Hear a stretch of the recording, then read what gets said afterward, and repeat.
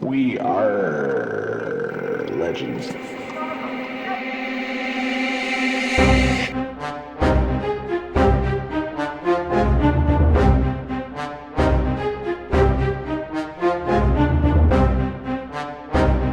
Welcome to We RRR Legends, the unofficial podcast for DC Legends Mobile.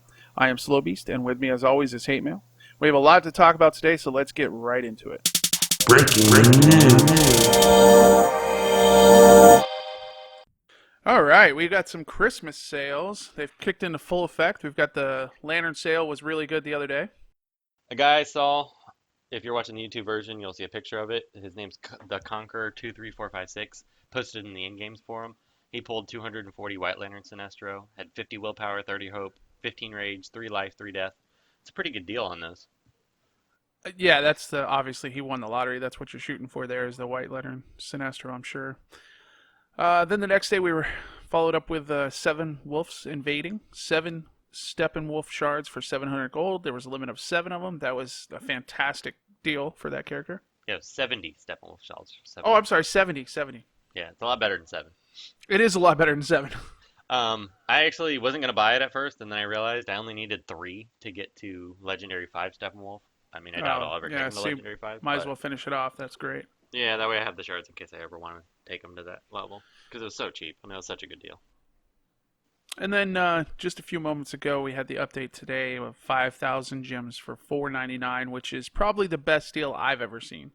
Yeah, that's actually better than the old 2-for-1 deal. I 25,000 gems for $25. That's 75% off what the normal store price is. The limit to 5 made me a sad panda, but Well, of course. they also had a pretty good Arcus sale today too, if you still need them. All right, and we're going to discuss very briefly the news that broke Reddit today. The PvP tiers rewards were announced, which is going to be 3-star PvP system. Basically, what it boils down to is depending on how you finish the match with all of your offensive characters standing, you get 3 stars and more trophies, and slowly as you lose characters throughout the match you get less trophies, so you have a range of trophies you can receive from a PvP match instead of the standard 5 to 18. Well, there seems like there'll still be a range, but they're going to do it like PvE, where you can, if you lose characters, you'll get less stars and you'll get less points. That's literally what I just said. Oh. There's going to be a lot of editing in that one. Yeah. Yep. So, and we did see on Reddit where people have talked to the devs, and from what they can understand, this is not a tier system this is not a reward system that is going to be a bonus to your normal trophies. This is going to be in place of the normal trophies. So, when you go to attack someone, I believe it's going to say a range of 1 to 6 trophies, or whatever the range being based on your team strength and their team strength that you're facing. And so you'll have a range of trophies that you can get, the best possible if you complete it without losing anyone, and then if you just complete and just get a victory, you get 1 star and the least amount of trophies. And in the example they used, it was level 80 on level 80, so that we assume that's what the old version of the +5 was. And obviously Reddit had a lot to say about this, and we're going to get into that when we get into our breakdown of community topics. So.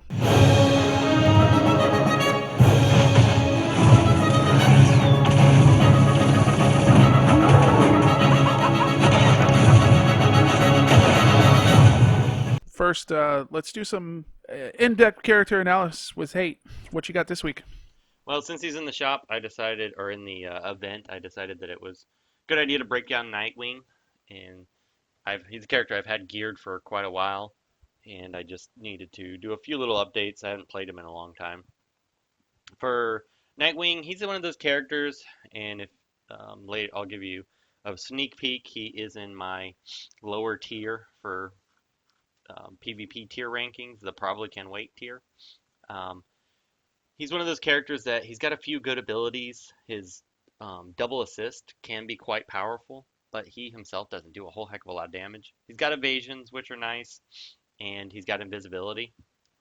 But he doesn't really bring a whole lot to the team, and I found when I used him on a lot of different teams, he was more of a liability than he was a help. So he's not a character I would recommend too much to too many people. He works better. I like him best when he's a leader of all things. So if you have a character that starts invisible like Hired Gun Deadshot, he'll proc his basic over and over and over. Problem is it does hardly any damage. And unlike Bane, who is a super tank, he kind of works similarly, where he'll attack pretty often, but not quite as often as Bane, and he does a lot less damage. So for his legendary order, if you're going to use him, I find him ideal at legendary 3. I would go 3-1-4-2-5, but if you're going to use him as a leader, I would go 3-1-4-5-2. Um, he's not the best character, but using him with Hired Gun Deadshot, Catwoman, Batman Cape Crusader, Mirror Master, or Castaway Green Arrow seem to be the best partners. Problem is most of his best partners are physical, and so you're going to run a physical heavy team, and typically in today's world, you like to run with Harley Quinn, MJ. I'm not a huge fan of this character, to be honest with you. I'm glad you're doing this character. Obviously, everyone's getting the shards from the event, and I was curious where I need to go with my legendaries. So I'm going to try him out and see what I think, but duly noted. Yeah, he's one of those characters. Get the shards. I have a feeling he'll end up on the rework train possibly one day. He's not quite in need of it like some of the other characters, but he could use a little tweak. All right. Who else did you have for us? The next one is the Joker Clown Prince, since he's our Alliance mission character this week. I know a lot of people, like Phonetic Jalapeno, absolutely despise him and his change. I can say just from watching videos compared to, I didn't use him prior, but watching videos of people who had him, he was a lot better as a bleed character. I thought his kit was actually quite good before. Now he's a little better than I anticipated him to be, just based on the hatred that I saw out there. But he's not a super strong character. He is okay on a niche enrage team, which if you're watching the YouTube version, there's a ton of videos of him on those teams. A team I found that worked pretty well was either using Steppenwolf or Red Hood, depending on if you're facing MJ or Deathstroke, and then using MJ on your team because that synergizes with him with the enrage, and Ares. Ares is a very good partner with him, and that team actually worked really well. I was able to mow through my list. There's some videos where he can hit really hard. He'll, especially if he's got the enrage on to get the bonus buffs. I've one-shotted Deathstroke from full life more than one occasion, so it works pretty well. Another possible character would be Siren with her enrage ability. Most people take that last. I have her legendary 4. I'll probably never take her legendary 5, but if you've taken the enrage, that works pretty well with him. He's one of those characters. He's a niche character. He's ideal at legendary 3 as well. You probably want to go 2-1-5 and then 3 or 4. 2 and 5 are the really important ones. And then 3 is heal immunity, which is useful, especially against Deathstroke teams if you don't have another character to fill that role. But you're not going to use that early on. You want to open with his AoE typically. So you're not going to be using his third ability for a heal immunity debuff. And then his fourth ability, when he dies, he drops bleeds and does damage, which I think is actually kind of fun. I'll probably take that one next if I get him to Legendary 4 ever. But once again, he's not a terrible character, but he's one of those ones that you could kind of put off because he doesn't bring anything super special to the table. All right. Thanks for breaking those characters down for us this week. If you call me Elf one more time, you're an angry little elf.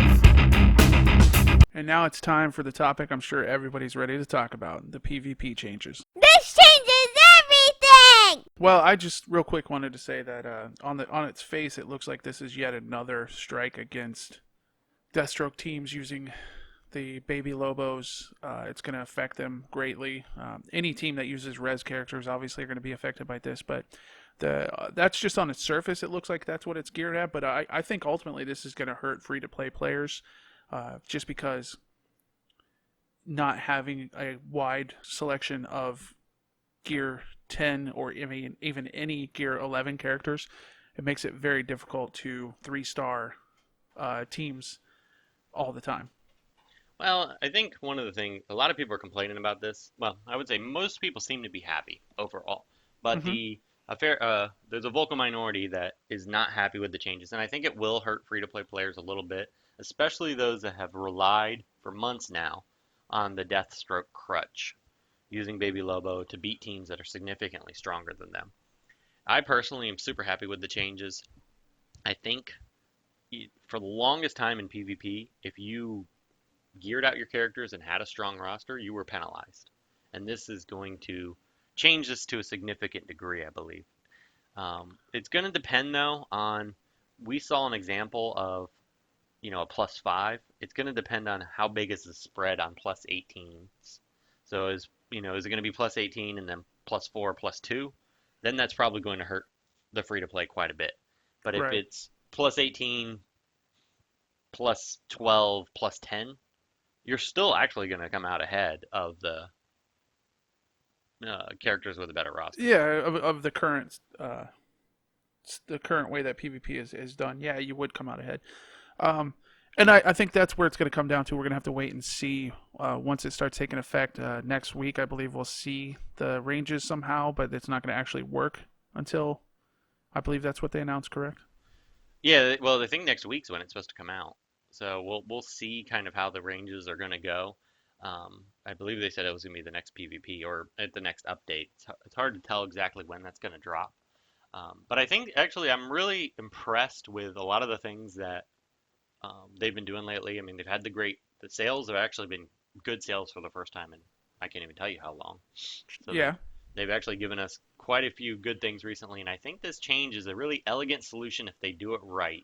It's just going to depend on those spreads. I think you're absolutely right. I think this could turn out to be the best change that they've made to PvP, and it could really make everyone happy, or it could just if they just go in there clumsily and don't really tweak the ranges like you were saying, and just if you finish with 1 star, you get 1 trophy no matter what.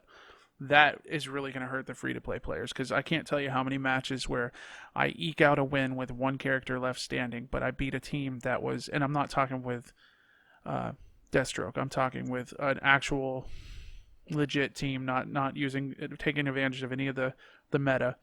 I eke out a win with one character standing, and it comes down to the last blow, and that's just how I have to get my trophies. So Well, if it does hurt me because of that, then that's going to make it really difficult for me to climb a leaderboard. and I think if they do it right, it will make it so it's still fair. But I mean, honestly, if you have a bigger, stronger roster, you shouldn't be penalized for it. So I think you should have some kind of an advantage. And if they do it right, you'll But have the advantage. You'll want to gear to gear 11 because right now you don't want to gear up. right, no, I get that, but it's also it's a want and it's a I'm constantly trying to get the new characters and get them to as high or as close to gear 10 as I can. I don't have the resources available to go to gear 11 without putting money into the game. And I do put a little bit of money. I don't put a lot, not nearly as much as you or some of the other players. So Well, I mean, but that, you got that to remember too, this is a business. They want to encourage oh you no, to and I spend get money. that, and I have no problem with that. But there's a difference between encouraging and just completely decimating your free to play community. Well, and I know some of the free to play think it's the end of the world. I know in our alliance, one of the guys, he thinks the world is ending, but we haven't seen the spread yet. When we see the spread, And we can that's tell. I agree with you on that. We absolutely need to see what it looks like and how they're gonna because you could be right if they tweak it to where I would have got 18 trophies before. Now if I finish it with one character, get 1 star on it, and I get 10, okay, I'm overall I'm gonna be happy with that. At least I I actually still think get that would 10. be too big of a point spread, or because like for me, for example, I get occasional +8 and I only get +5. So I don't want to see. I think there should be a better spread for you because it's harder, but there shouldn't be a dramatic spread. So what ultimately, how do you think this is going to affect the meta? I saw some on Reddit were predicting a heal heavy or Well, it just depends. Once again, it depends on that spread But the other thing to keep in mind too is that if you're getting, if you're not always getting, because you're not always going to 3 star. Even, I mean, I lose characters. At least, I'll lose one character at least, even against just moderate teams quite a bit. So hmm I think overall, people just as a whole are going to earn less trophies, and it's not going to matter so much for your tier ranking. It's just going to be the overall trophy count's going to be slightly lower. So I think defensive losses might actually hurt a little bit more than they did too. So you that'll be might, interesting. You got to think about that, yeah, like we used to.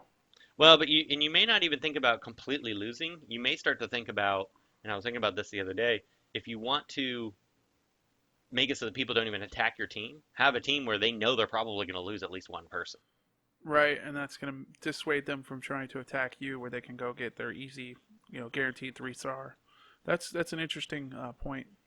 Yeah, so I thought that would be, that would discourage people from attacking your teams. It's definitely, I know just for me, for example, I'm starting to think, well, depending on if the point spread isn't a big difference between the +5 and the +8, I may want to start taking characters to level 80. Yeah, you're definitely going to want to take characters to 80. You're going to want 11, gear 11. You're going to want them tiered out to make them really strong. And I could see even like faster characters like EAGA's lead teams coming back because you may not win on defense, but your EAGA is definitely going to take out. It's going to make it so that your team possibly is going to take out someone on the other team. That's a team you wouldn't want to mess with in that situation.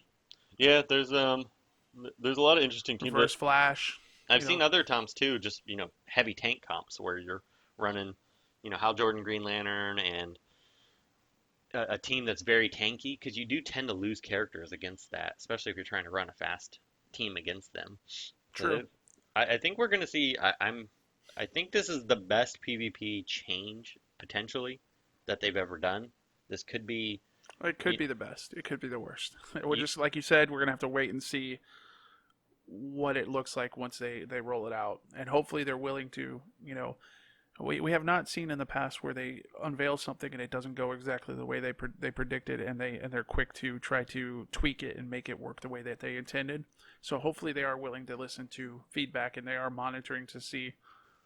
I wouldn't hold my breath on that part, but they what I think, even if the point spread isn't fantastic, one thing to keep in mind too is that there's not a ton of people that have Gear 11 characters. So Very true. whenever you're fighting in PvP, you're still going to be facing people that are, the vast majority are still Gear 10.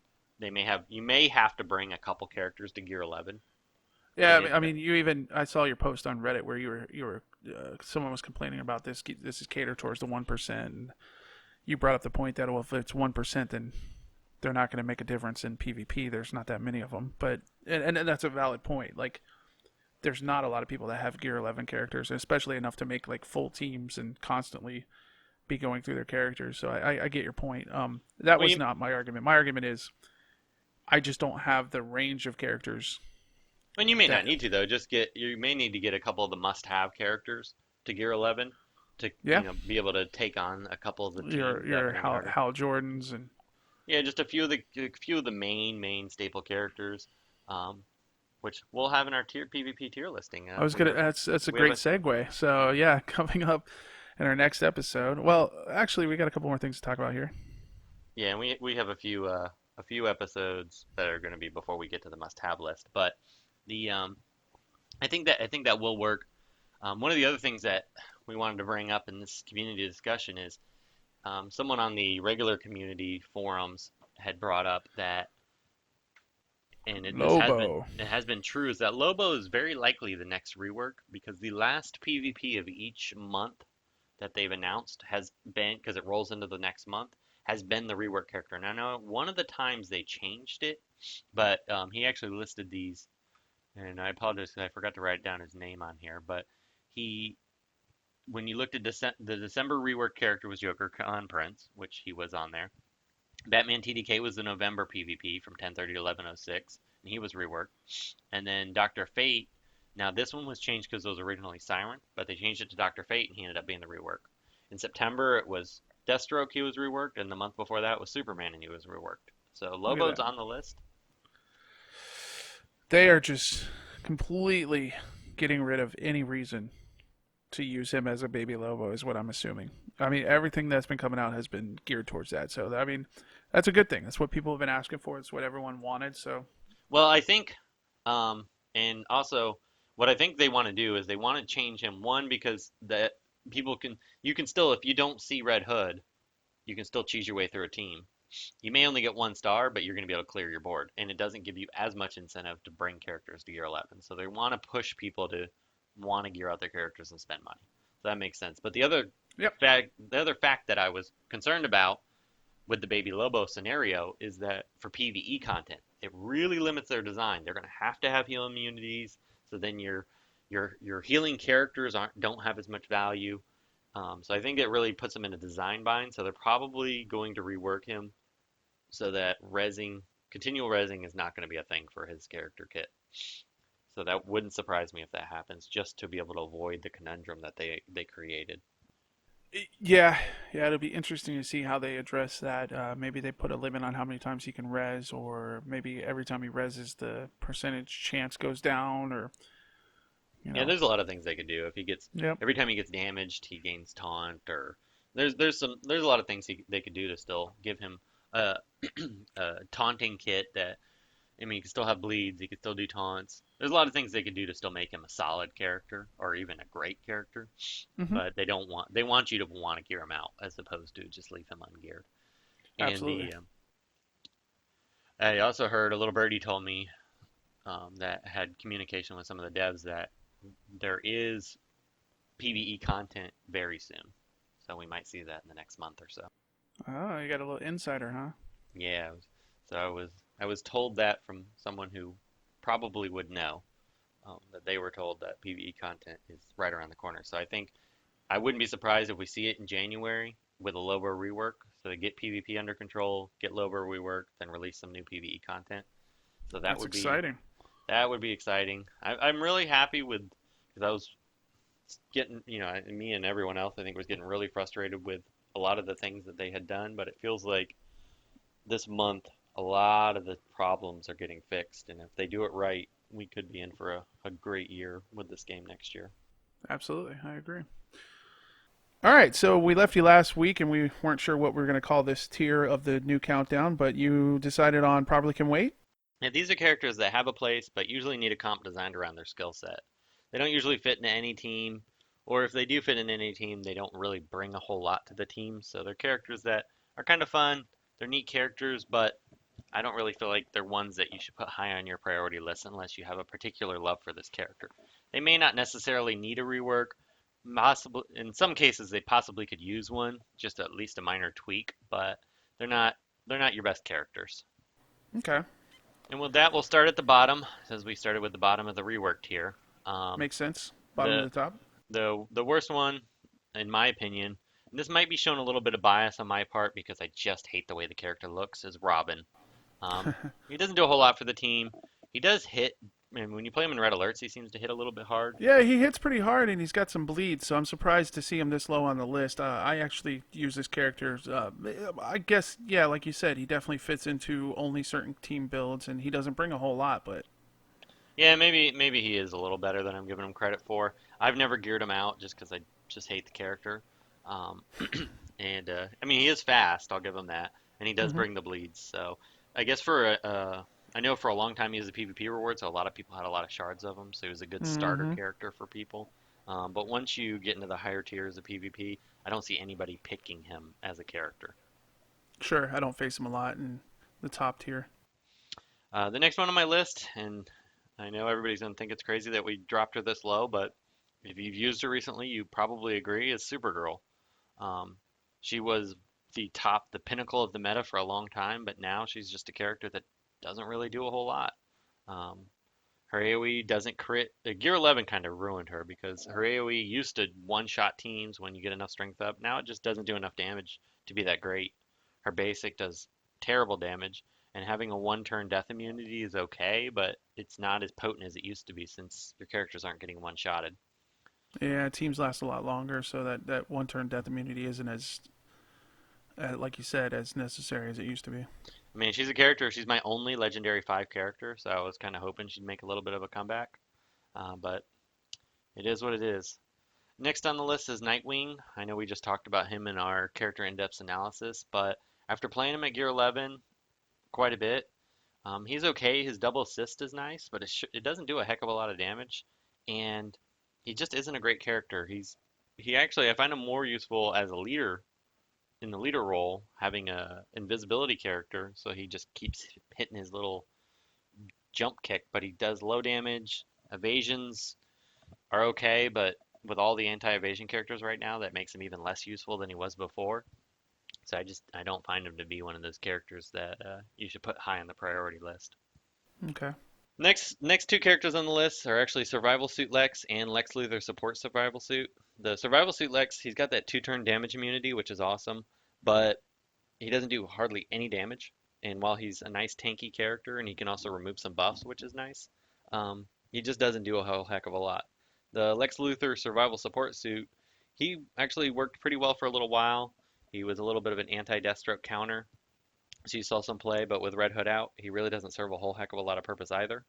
They're both interesting niche characters, but they're ones, once again, that unless you have a particular fancy towards Lex Luthor, I just don't see a whole lot of reason to bring them to the table. Have you used either one of those, Slow?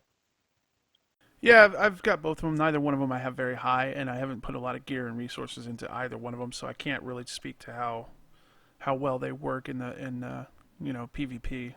Mostly, I just use them as a fill-in for some of my PvE or whenever they're the character of the flavor of the week for the Alliance missions. Yeah, and how I can kind of gauge some of these characters too is when you face them in red alerts, are you scared of them? And neither one of these. I mean, I don't even see them in red alerts much, but there are a few times I have. They're not characters I'm scared of. Next on the list is Batman World Grids Detective. I know some people are probably going to disagree with him on this placement, and he's not a bad character. He's got buff removal, which is nice. He does okay damage, and it's not anything to get right home about, but it's not horrid like some of these other characters on this segment of the list.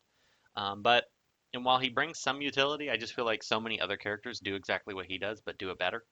So Hmm. he's another character you can kind of push down the list, but he's not a bad character. He's definitely once you get to him on my tiers, I start thinking he's a decent character, but he's not one you're gonna choose over other characters. So he's one that probably can wait.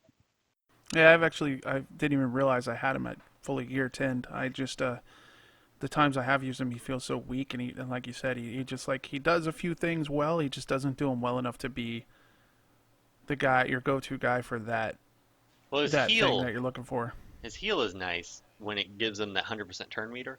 So Hmm. there are some comps and things that you can do with him to make somebody go take 2 turns. So I think that's his biggest benefit to bring him to your team. But like you said, he's a little too squishy. He doesn't do quite enough damage. So he's not a bad character, but the next one on the list, and we just talked about in our in-depth analysis as well, is the Joker Clown Prince. He's not a bad character. He works okay on an enrage team, but once again, he's one of those characters you have to build a team around him. And when you're building around a character, a team around a character, they need to be fantastic if Hmm. you're willing to do it. Like Deathstroke, you build a team around him, he's fantastic. But and I know some people like Phonetic Jalapeno, he absolutely hates him. But he's I mean I played him for a while. I found him to be with the recent alliance mission. I found him to be halfway decent, but he's not consistent because there'll be times where his third ability will one shot Deathstroke, and other times where he does 2,000 damage. And it just I think there are a few bugs with him too, which doesn't seem to do too well. But he's not a terrible character. But unless once again, if you really like Joker, you're a big Joker fan, he's a character that if you gear him out, you won't be super disappointed. But don't expect him to be a main staple on any of your teams. Right. The nice thing is at least he pairs well with Harley Quinn, and I was using, as you saw by some of the videos in our previous discussion, Ares. They pair well with him, so they're strong characters that help make him good, but you feel like they're carrying him more than he's benefit or more than he's contributing. Gotcha. Next on the list is Doomsday. I know a lot of people have kind of gotten high on him, and maybe I will change my opinion when I get a fire on to finally gearing him out. But is Doomsday's one of those characters. It takes him too long to get built up, and once he's built up, he does a lot of damage, and he's a great character. But I just feel like it takes a little too long. So I think there's ways, and I know a lot of people have started pairing him with Steppenwolf to help ramp him faster. And I think there are ways to make him a strong, good character. And I think if PvP starts to drag out longer with some of the changes that are being implemented, he might be a character that moves much higher on the list. But for Okay. now, I would just say he's more of a fun character that probably can wait. Okay. Next on the list is Bizarro. He's one I really liked, and I had a hard time putting him this low, but I couldn't justify moving him to a higher tier. He's fantastic against bleed characters. That's the niche he fills better than anyone else. And he's also got a pretty decent little stun. But other than that, he really doesn't bring anything else to the team. So Hmm. if you're not facing bleeder, he's not that. It is always a better choice. You can use him on a bleed team because he does have a bleed, but he only does one bleed and he's a little slow. He's not quite tanky enough to serve as a true tank. So I like the character. He's fun. I try to use him as often as I can get away with because it is fun to have that damage immunity when there's so many bleeders anymore. And I think maybe with Red Hood out there, and if he becomes more and more prevalent as he seems to be, Bizarro might actually make it into more of my teams, but he's one that can wait. Next character is another one I have a strong affinity towards. I geared her to gear 11 early, is Hawkgirl. Her stuns are pretty nice. The problem is they just don't proc quite enough. They just need if they just increase those percentages just a hair, she would be a great character. She works best on bleed teams or call assist teams. I've had some success in doing call assist teams. If you've been watching my YouTube videos, I have an older one early in Gear 11 where it actually worked extremely well and did really well in defense since the AI seems to have a higher percent chance to stun and crit. So those stuns actually were where they should be. Mm-hmm. But she's another character. Don't go out of your way to gear out. She's not a powerhouse, but fun on the right team. And that concludes the probably can wait section. There are next week we'll have a whole lot more characters to talk about, and then we'll end with Yeah, I think we're gonna have to break that one up. Yeah, we'll probably break that into two. Well, we only have we have 2 more weeks that we'll do on that, and then we'll also have our Christmas special that wraps it up. So we'll probably do the majority of it in our Christmas special, but we want to keep this list rolling. All right, sounds good. Thanks. All right, well, I think that covered everything today. Do you like the show? Consider becoming a patron and get a special show each month, our special Q&A episode. It's only $1 to have access to this. Check it out at patreon.com, We RRR Legends. Thanks for listening. You're not gonna say anything?